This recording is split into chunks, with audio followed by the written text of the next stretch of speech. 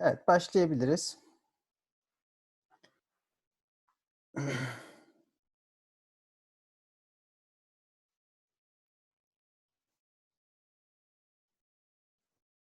Okay, so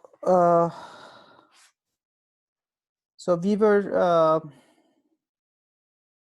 talking about this example yesterday, right? So we stopped here. So we have 5 vectors as shown here. These are the vectors, and we want to find the basis for the span of these 5 vectors. Okay. So what we did was we checked whether these 5 vectors are linearly independent. Then this gave us an equation, matrix equation, which we can represent like this. And then we bring this matrix, augmented matrix, into reduced row echelon form. And we find something like this. Okay, we skip the computations here. Then what does this show us? Okay, this showed us we have so the third column and the fifth column does not have a leading one, and the leading ones are in these columns. So the third and the fifth column, we can consider them as free variables. For example, for the third variable A3, we set R, and for the fifth variable A5, we set S. And then we can represent the other variables, A1, A2, and A4, in terms of these free variables R and S. Okay. Then we said something here. So span of S is those columns which have leading ones. Okay. And there was a discussion about it yesterday. So people were asking, why do we take them as the basis? So let me briefly try to explain it here. Okay, so let's continue with yesterday's example. Okay, so what did we actually find? So let's write down what we find, because okay, so A1 is minus R plus 2s, right? Minus R plus 2s, V1, this is the vector. And A2 is minus R plus S, V2. And then V3 is, A3 is R. A4 is minus S. So it's minus S times V4 plus, what is A5? A5 is S times V5, right? So this equals the 0 vector. Yes, V4. Thank you. Thank you, Yunsu. Okay, so we have this. Now let's take this into R and S parentheses to see what we have. If we take it to R parentheses, we have minus V1, minus V2, and plus V3, plus S times, what else? 2V1, plus V2, and what else? Minus V4 plus V5, right? So this equals 0. And this is true for every R and S. R and S can be chosen anything. Okay, so this is true for every possible R and S. In particular, let's consider the case S equals 0 and R equals, I don't know, any number 1. Okay, in this case, what does this give us? So this is again the 0 vector. What does this give us? This gives us minus v1 minus v2 plus v3 equals 0 vector. Or the vector v3 can be represented as the combination of v1 and v2. Okay, so this means v1, v2, and v3 are not linearly independent because v3 is a linear combination of v1 and v2. So v1 can be obtained from v3 can be obtained from v1 and v2. Okay, so this means v3 is redundant. That's why we can throw away v3 from this span. Okay, here. So span. So I wrote this wrong. This means there should be again a span here. Span of this set. So this is not just true for v3. Of course, we could solve this for v1, and we could say v1 equals v3 minus v2, and v1 can be written as a linear combination of v2, v3, and we could throw away v1. That was also possible. Okay. This shows v3 is possible. So if we do it the other way, so if we choose r equals 0 and s equals 1, what do we get? Again, this time we can solve the remaining part for v5, right? So we could write v5 equals, I don't know, minus 2 v1 minus v2 plus v4. So v5 is v5 can be obtained from v1, v2, v4. So v5 is redundant. Okay. So we can throw away v5 and we can throw away v3 because we can take the basis vectors as v1, v2, and v4 because using those vectors I can also represent v3 and v5. So v3 and v5 are redundant, and like easier way of doing that is just looking at this row echelon matrix, okay, row echelon form, and just choosing the vectors which have a leading one. Okay. So let me write it here. So we choose vectors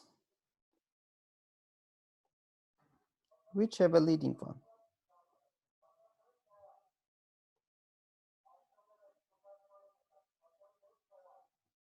Patates soğancı geldi arkadaşlar. İsteyen varsa alayım göndereyim buradan. Okay, we choose vectors which have a leading one. So that's the easy way.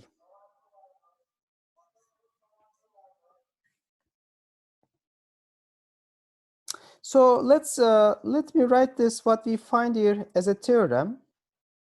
So the theorem is this.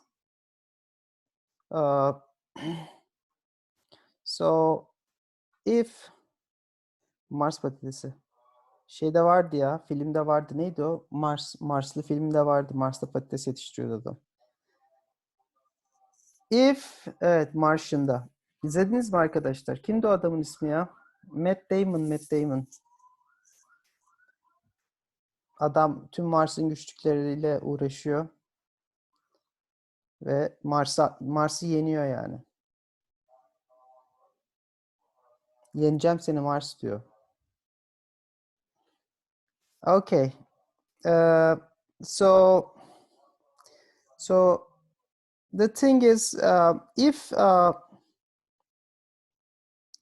V is a vector which is a linear combination of, let's say, V1 to Vk, then span of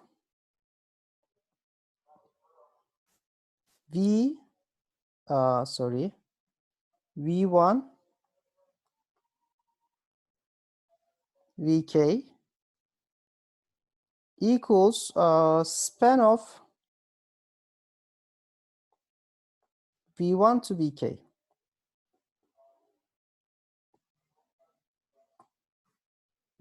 Okay, so if one of the vectors can be represented as a linear combination of the other vectors, I can throw away that vector and get the same span. Okay, so the vector v here does not add any information to this set because this vector can already be obtained from these vectors. Okay, so when considering span, all possible linear combinations, I can just throw away this vector. That's the idea. Any questions, guys?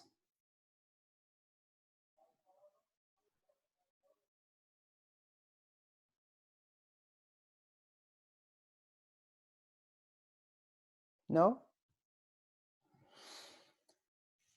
Okay.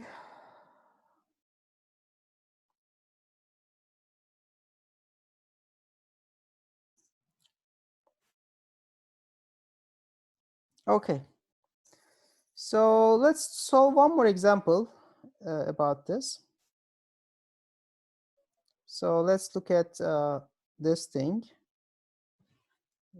this example. So this time, okay, let the vector space be R3, okay?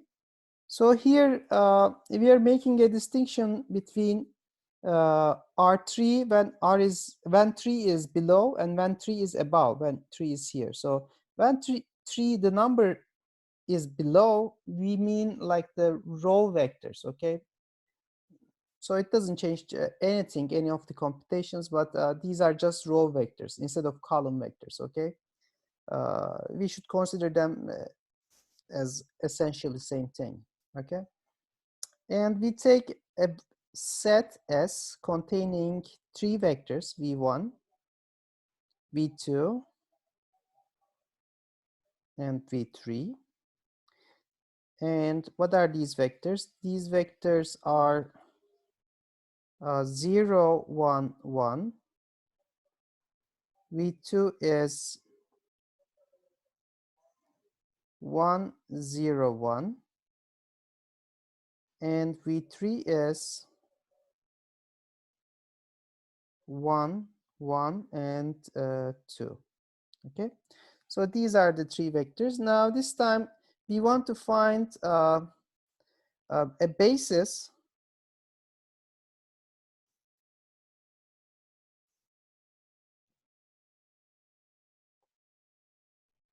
for span of S. Okay, find a basis for the span of these 3 vectors. Okay, so we can do it as the method we use in the other problem, but there's an easier way. So the easier way is an observation. Let's do this by observation. So let's try to solve this. Okay, what is the observation? Observation is see that the sum of v1 and v2 is v3. Okay, if I add these 2 vectors, this v1 and v2, then I get v3, right? So let's say observe v3 is a linear combination, which is v1 plus v2.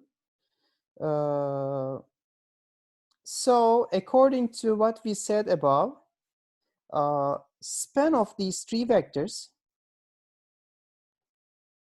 v1, v2, v3, is the same as the span of these 2 vectors. I can throw away v3 because v3 can already be obtained from v1 and v2. So v3 adds nothing new, does not add any new information to this set.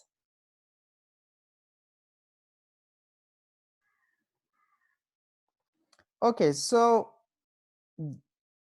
what does this show? Are we finished? Not actually. So we have to do one more step, which is we need to show that these two vectors are linearly independent. So we are done if the set v1 and v2 is linearly independent. Because to be a basis, let's recall what does it mean to be a basis, okay? So let's see what it means to be a basis. Where is it?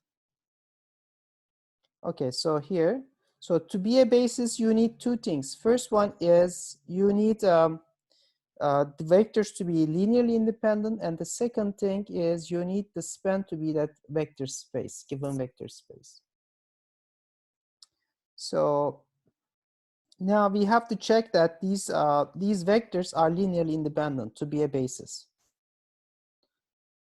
So are they linearly independent? Automatically they are linearly independent, right? Because if I consider the equation a1 times v1 plus a2 times v2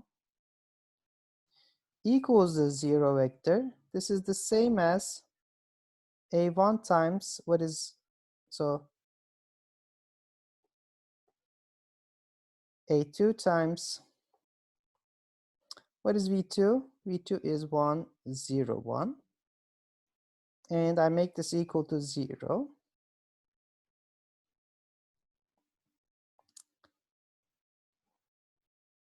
Okay, yes, they are independent.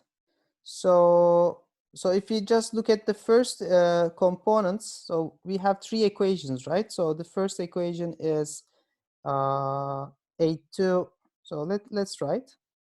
So this is a2, a1, a1 plus a2, left hand side equals 0, 0, 0. So what is the solution? Solution is a1 must be 0 and a2 must be 0. So we have only the trivial solution.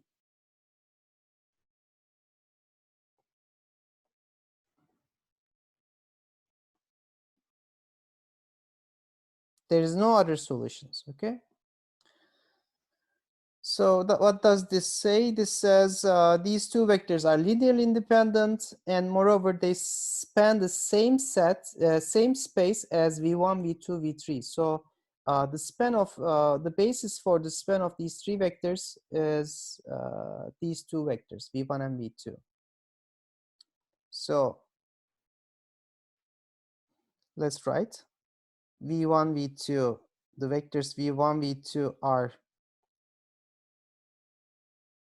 both linearly independent and span the same set as span v1, v2, v3.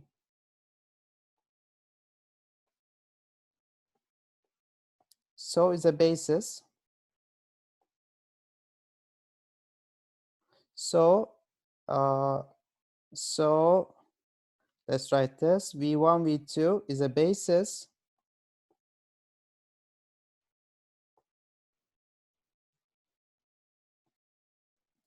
for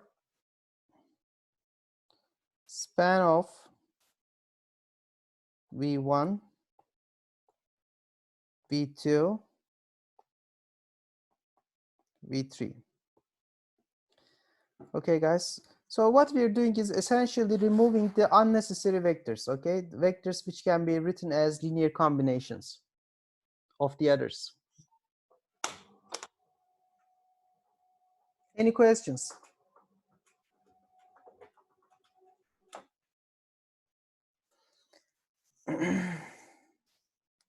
Okay, so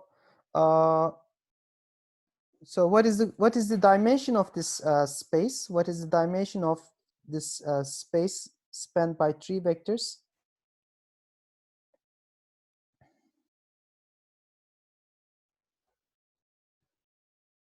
Let's write this as a second part. Find dimension of span of these three vectors.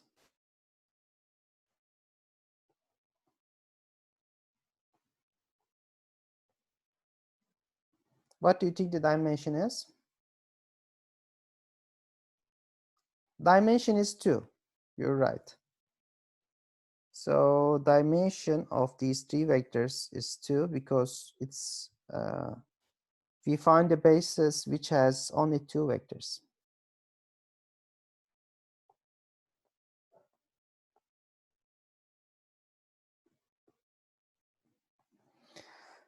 Okay. Okay, so some remarks which we will write as maybe theorems. One of them is, so so if we have a vector space which has dimension n, then any subset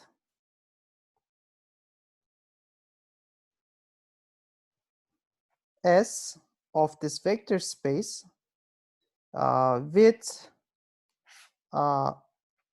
more than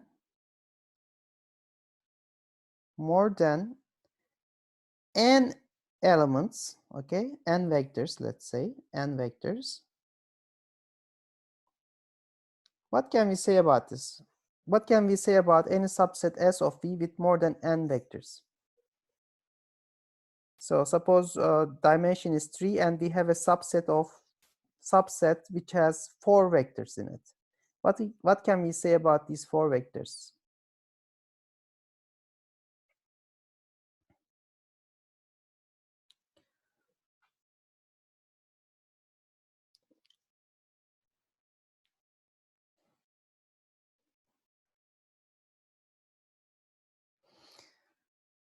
Okay, we can say they can span. So what we can say is they are never linearly independent. They must be linearly dependent. Okay, must be. So some of those vectors will be linearly dependent. I mean, will be a linear combination of the other vectors. Linearly dependent. Okay, so if the dimension is 3, then more than 3 vectors will always be linearly dependent. Some of them can be always written as combination of the others. Okay, this is the first thing, and the second thing is if the dimension is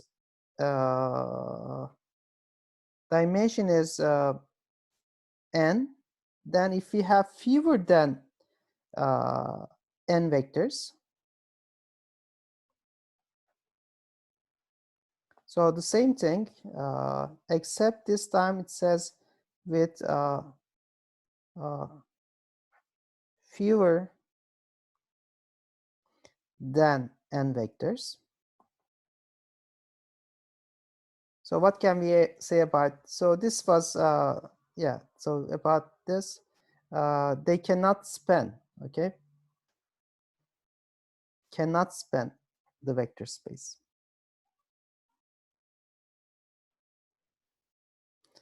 Cannot span the vector space.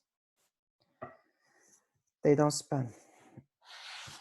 Okay, guys, so this is all about basis vectors. I hope you get a feeling about it.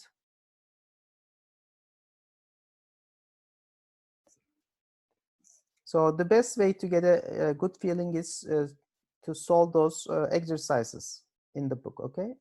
So in the lecture notes, there are some exercise numbers that you can look at.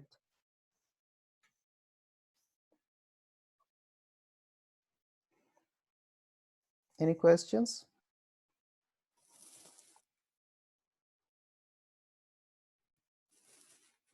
So let me write this as an example, okay? So last thing as an example. So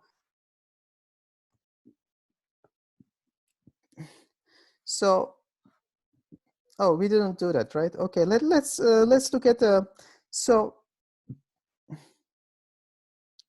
let me write find a basis find a basis for, let's say, P3. What was P3? Polynomials with degree less than or equal to 3. So what is a basis for this vector space?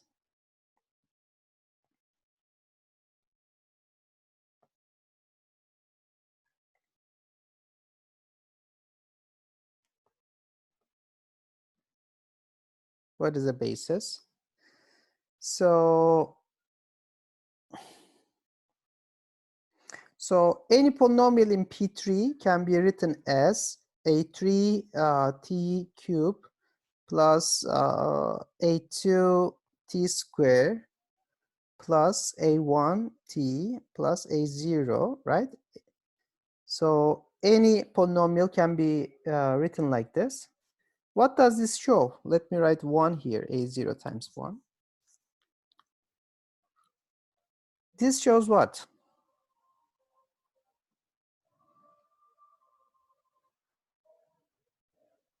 This shows this. P3 is really the span of which polynomial? So if we want to write it, so we can represent P3 as the span of these 4 polynomials. So these 4 polynomials span all of P3 because any polynomial in P3 is a linear combination of these 4 polynomials.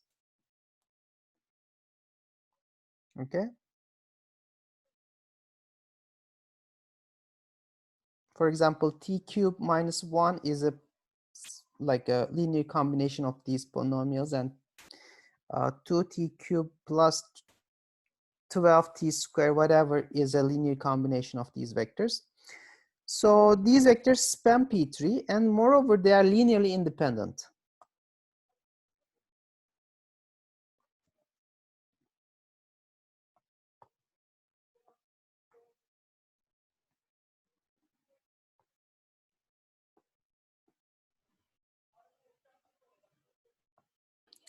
They are linearly independent. Why are they linearly independent? Because, so how do we show it?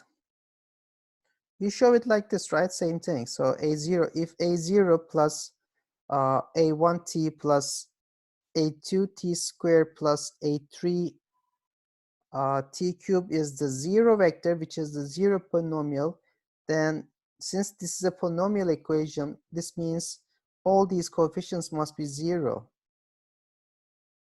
So this is the definition of being linearly independent, okay? So basis for P3 is these 4 vectors. So what is the dimension of P3? So dimension of P3 is, since there are 4 vectors in this basis, it must be 4, okay? And in general, dimension of Pn is what? It will be 1 more, right? So it will be all like as a basis we can choose 1t, t squared up to t to the power n. So there will be the basis will contain n plus 1 vectors, and the dimension will be n plus 1. Okay. So this is a basis, and the dimension is this. What else I can say? Okay, so for example,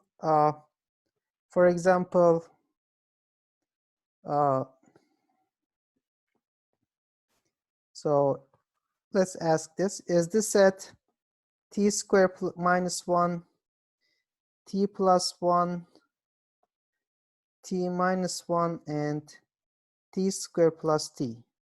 Is this set a basis for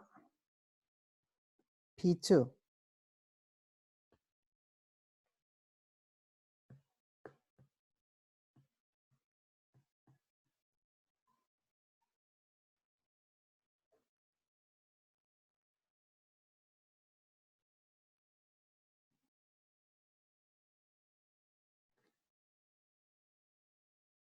No, it should have 3 vectors. You're right.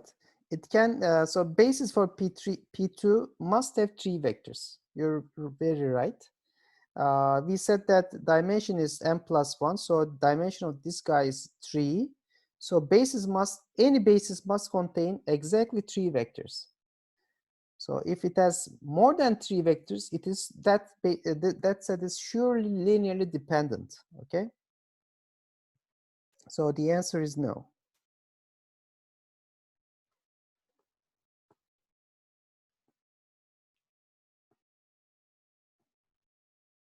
Let's write more than 3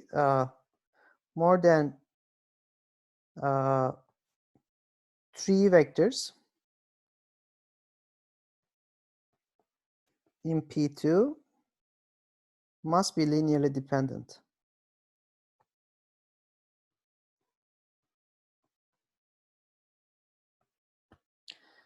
Okay, so just using this fact, we can answer some of those problems very easily.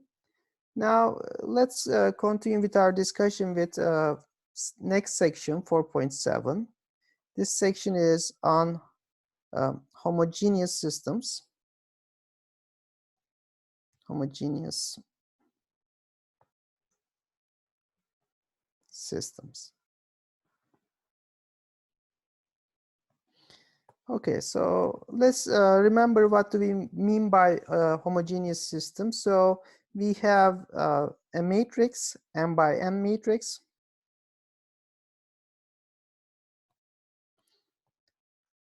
So this system, when the right-hand side is the 0 vector, is called homogeneous system. Okay, homogeneous.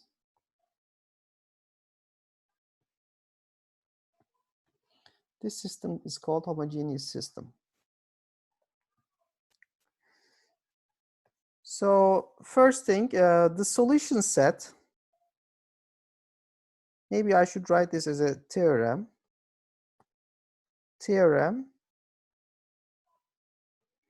The solution set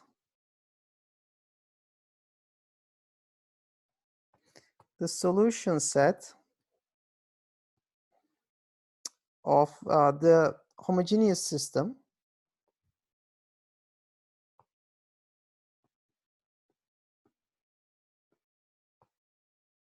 is a subspace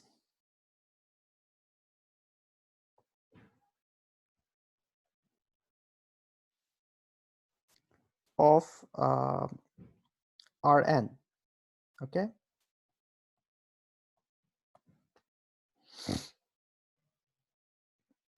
So the solution set is not just a set, but it's a subspace. What do we mean by a subspace?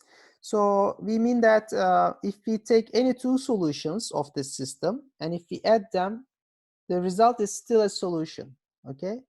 And if we have a solution and we multiply it by a number, by a scalar, the result is still a solution. That's what it means to be a subspace. Okay. So let me just write this as a proof. So if x1 and x2 are solutions, and x2 are solutions,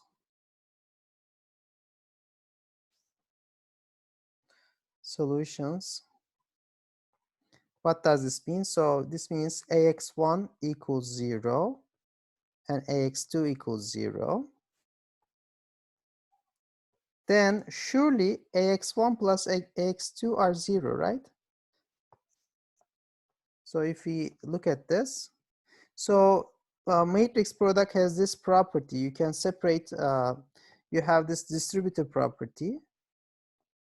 So we know that each one is 0 vector, and if I add 0 vectors, I get 0 vector. So that was the first condition to be a subspace. And the second condition is if C is any number and X is a solution,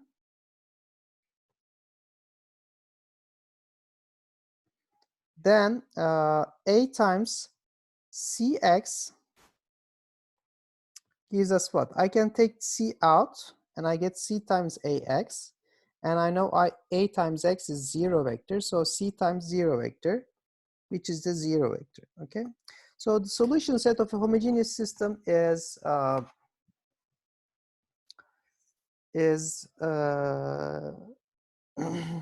vector space. It's a subspace of Rn. Okay. Okay, so some definitions then. So solution space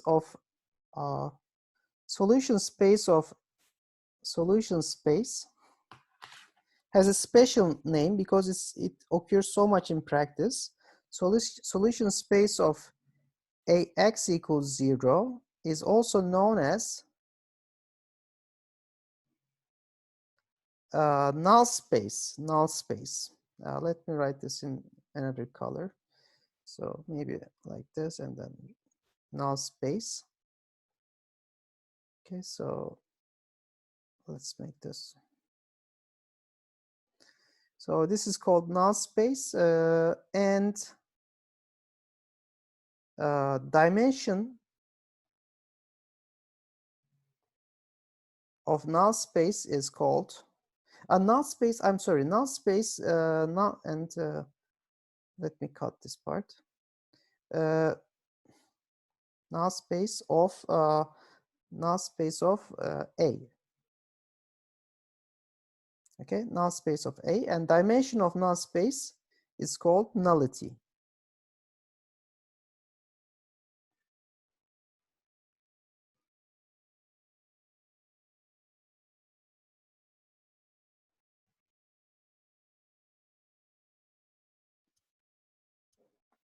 Okay, this is called nullity. Let's look at one example. Let's make this also highlight this. Example is, let's look at the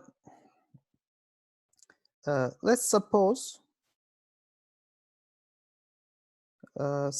that reduced row echelon form RREF of Ax equals 0 is already computed like this. Okay, so I will write a huge matrix here. It has 1, 0, 0, 0, and 0, 0, 1, 0, 0, 0, 2, 2, and then 0, 0, 1, 0, 0, and 1 minus 1, 2, 0, 0, and here we have 0, 0, 0, 0, 0. Okay, suppose we have this RREF, then let's try to find a basis for the solution space.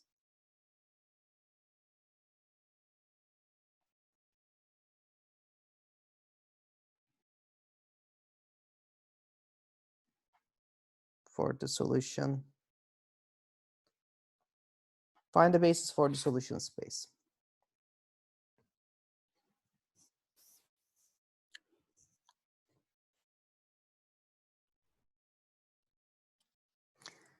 Okay, let's look at it. Now, first of all, if the RREF was not given, what you should do is first compute the RREF, okay? So suppose we don't know what RREF of this matrix is, then you should first do RREF and then find a basis. So once the RREF is done, what you do is, okay, so let's find variables with leading ones. So this first column has a leading one, this one has a leading one, and this one has a leading one. The other columns do not have a leading one, which means so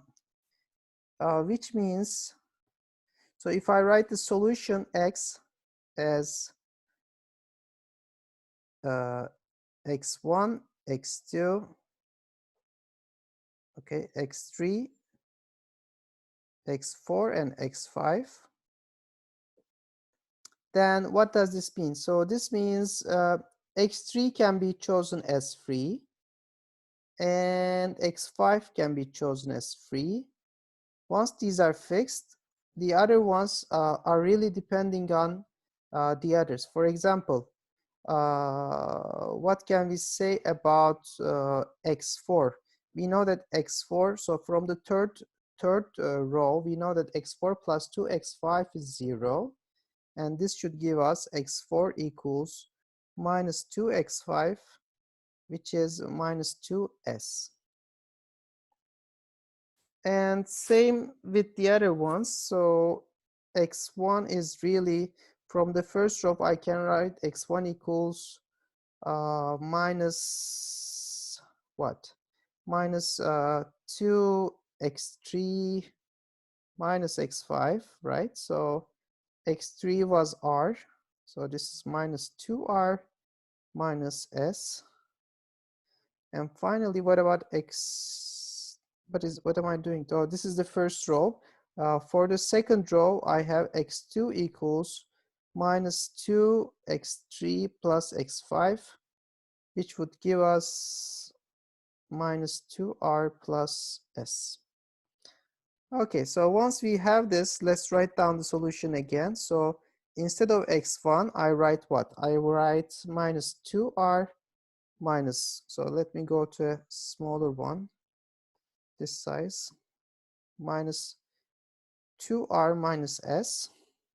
No, minus, yes, minus 2r minus s. x2 is minus 2r plus s, and x3 is r, x4 is minus 2s, x5 is s. We got this. Now let's separate it into two parts with r coefficients. So we did this before. So we have minus 2, 1, 0, 0, and plus s times 1, 1, 0, minus 2, and 1. Okay, so we can represent any solution like this. So what does this show us? This shows us that these two vectors span the solutions space. Okay, so any solution can be written as a linear combination of these two vectors. And moreover, these it can, for this example, it can be seen that these two vectors are linearly independent. And in general, whenever we bring into reduced row echelon form, just like here, the columns with leading ones will be linearly independent. Okay, you can choose those as linearly independent. We have seen example in this one, right? So just like this example. So here, this means that these two vectors can be chosen as basis vectors. So these two vectors, I cannot see what those vectors are. Minus 2, 1, 0, 0.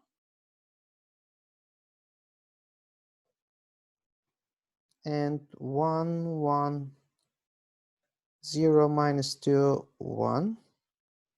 So these two vectors form a basis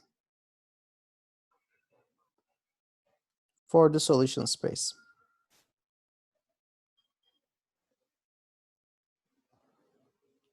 Okay, let me look. What is the second one? 1, 1, 0, minus 2, 1.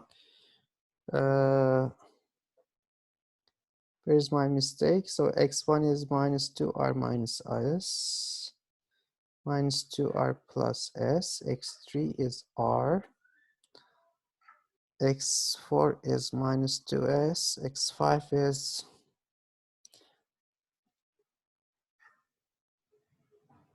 minus 1. Ah, yeah, you're right. So this should be minus 1.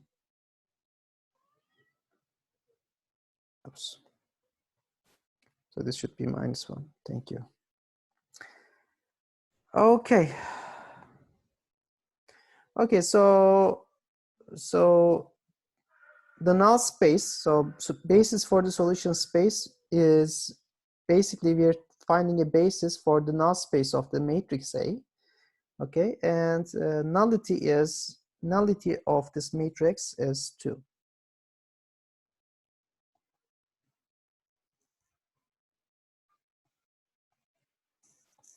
Because nullity means dimension of the null space of the matrix. Okay. Okay, so we don't have too much time. So let me just end by a remark. So this is a remark. Okay, so the solution set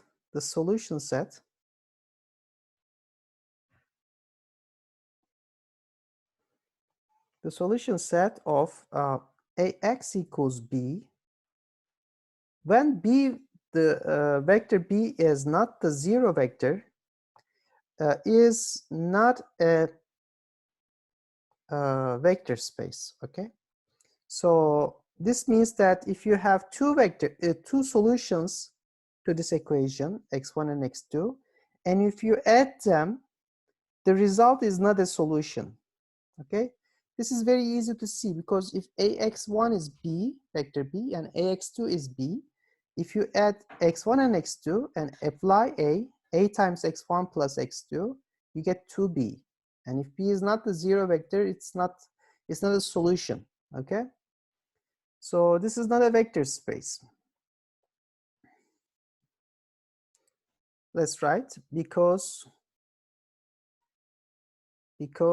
if ax1 is b and ax2 is b,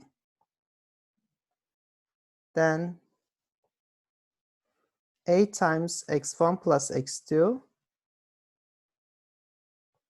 is not equal to b, right? So it's basically 2b. So it's not the solution of ax equals b. So sum of two elements from the set is not an element of the set, which means that set is not a vector space. Okay? Yoklama almadım. Yoklamayı şeyden çekiyorum. Yani buradan çekiyorum. Ayrıca yoklama almıyorum. Okay, so it's not a vector space. What was I gonna say? But we can say something about the solution set of this equation. So something important about this. Solution set of ax equals b is, so any solution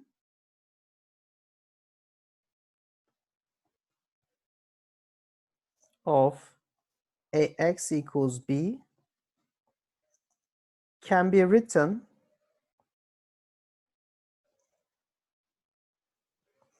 as a sum of a solution of ax equals 0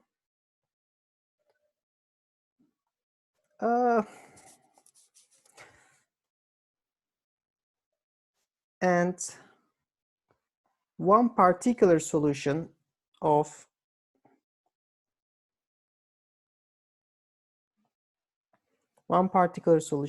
ax equals b. Okay, so what I mean by this, okay, I'm gonna finish in 1 minute. What I mean by this is, if I can find only one solution of ax equals b, then I can generate all the rest of the solutions by adding that particular solution with the solutions of the associated homogeneous system. Okay, so if I can just find one solution of this guy, ax equals b, then adding that solution to the solutions of this homogeneous system, I can write all the solutions of this non-homogeneous equation. Okay, so that's it for today. Next week we're gonna finish this section and we will move to chapter 5. So I think this is this is week 11, right? So we have few more weeks to finish. Sorun olmaz Can Gök. Yoklama almadım. Okay guys, so see you next week.